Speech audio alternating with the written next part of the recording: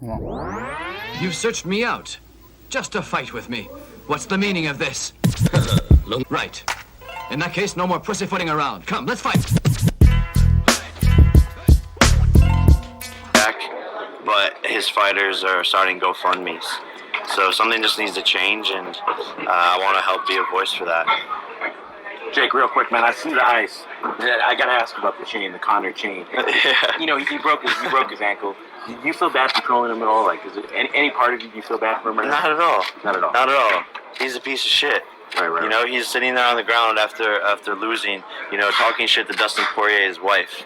Right. So I don't feel bad at all. It's the hurt business. The thing is karma. Yeah. I think he's an evil man, and he had what was coming for him. I saw you tweet at Dustin. Dustin tweeted back at you. Are you giving him the chain? Yeah, so he's sending me he sent me his address, and I'm sending him the chain. And I think he's raffling it off for charity. So someone will actually be able to get the chain. Oh wow, he'll have it by this week.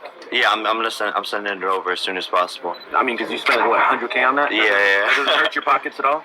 No, I think he deserves it. I think it's hilarious. Right. You know, like. I hope he takes a picture with it and posts it on Instagram. And I just love to see McGregor, you know, plummet. You know, he was a meteoric star that's now just taken a nosedive. And you know, before I wanted to fight him, and I offered him $50 million, and now my offer is $23. Right. Are you sending him a chain with a broken ankle, or is it going to be complete? I tried to snap off the ankle on it. After the fight, I took a rock and tried to smash it. It wouldn't break. Honestly, the chain is more solid than McGregor. Now, August 29th, big fight versus Tyron Woodley. This is your toughest opponent yet. He has an impressive UFC record. Are you a little worried about facing such a guy with, 7 knockouts? No, worried isn't the word at all. I think it's knowing that my opponent is a real deal striker. He's been boxing probably 5 times as long as I have, and I will have to go in there and be as sharp as possible, but I'm still going to get the job done and knock him out. But he is the hardest opponent yet. So you're predicting a knockout. What round? Third round. Third round knockout.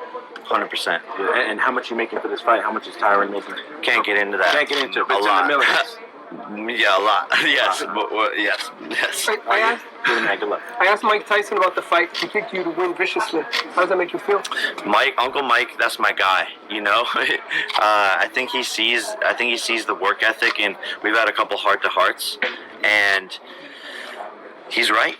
You know, I think people just see the speed I have, the power I have, how determined I am, how I work well under the lights. I feed off of the pressure, the crowd, you know, the negativity, the haters fuel me. You know, Tyron Woodley just isn't as hungry or as determined as I am. Mayweather is with him a little bit. What do you think about that, him and Floyd? I think it's hilarious. You know, it's just like,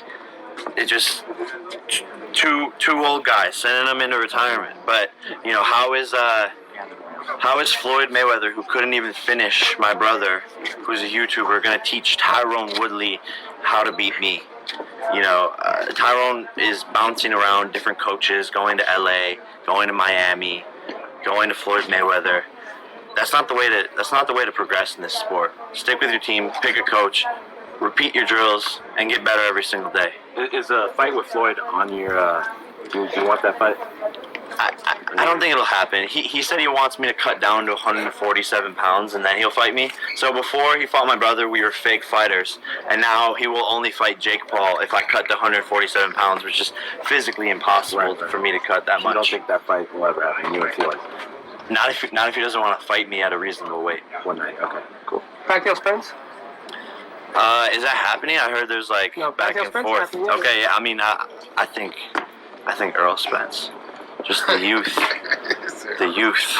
Jake, as someone, I used to watch you on YouTube all the time and on Disney Channel growing up. What would you like to say to all your longtime followers who've watched you grow and grown with you?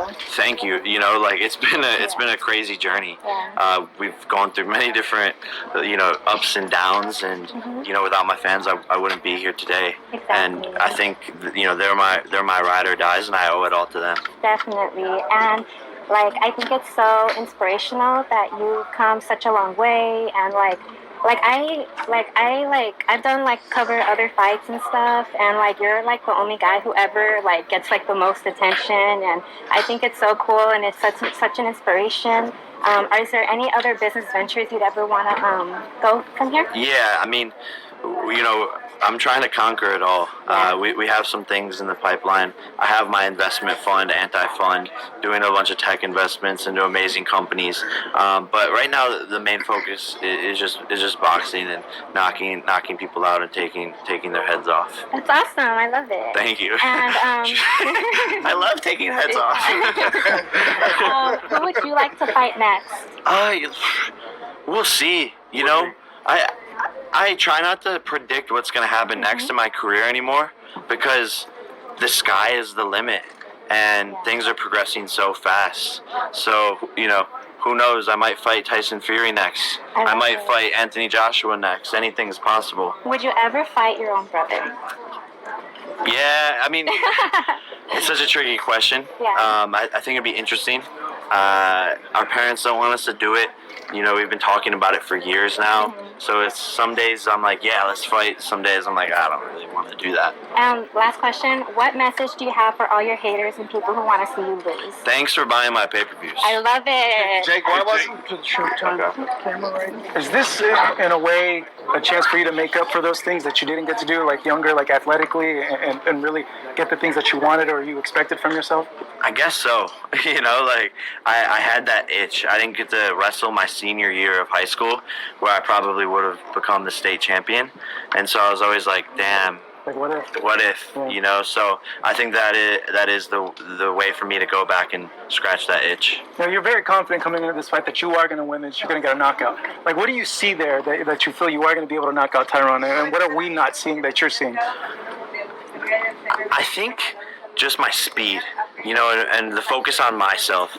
Tyrone can do whatever he wants, but I just have something different. Like I'm truly built different. It might be the calcium in the Ohio cows, but my bone density just cracks through people's skulls, and I'm just built for this. I love getting into a real fight in sparring matches. I love getting hit in the face. That's not normal. Like, normal people don't like those things, and my team is probably the best team I've ever seen assembled in boxing, and we depict everything that's going to happen in every single fight so far, and it's happened, and I'm mentally prepared, and I don't cut a single corner. When I'm in training camp, if the cameras aren't there, if no one's around, I'm still doing all the things. Even if my coaches aren't motivating me to do it, I don't take a second off, let alone a day off. You've been dedicated, and I think a lot of people are starting to show that, are starting to see that from you now, the dedication and the training that you're actually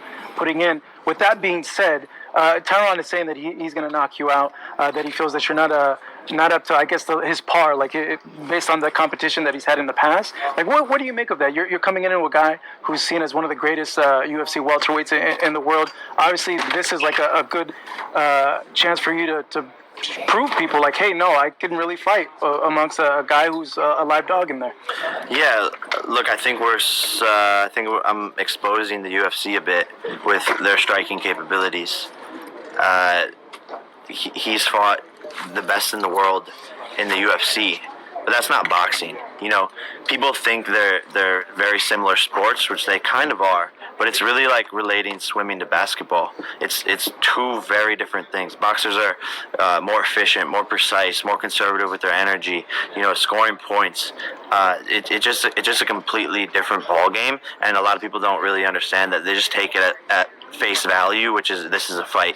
It's not that. He's coming into my territory, and as crazy as it sounds, I'm a much better boxer than him, even though he's been doing it for 5 times as long. And yes, he's fought Kamaru Usman. Yes, he's fought Gilbert Burns, but that's not Jake Paul. I will finish him, unlike those guys. And then people are going to come back and watch this interview and be like, holy shit, this kid is crazy. He predicted the future. And, what the fuck is going on? And what the fuck is in the milk in Ohio? Will you ever grapple, though? Will you ever get into the MMA side of stuff? Maybe. I think there's an itch there. You know, not anytime soon. But it would be fun to go back in and wrestle and maybe throw some submissions. You know, I asked Tyron, like, what happens if you press him?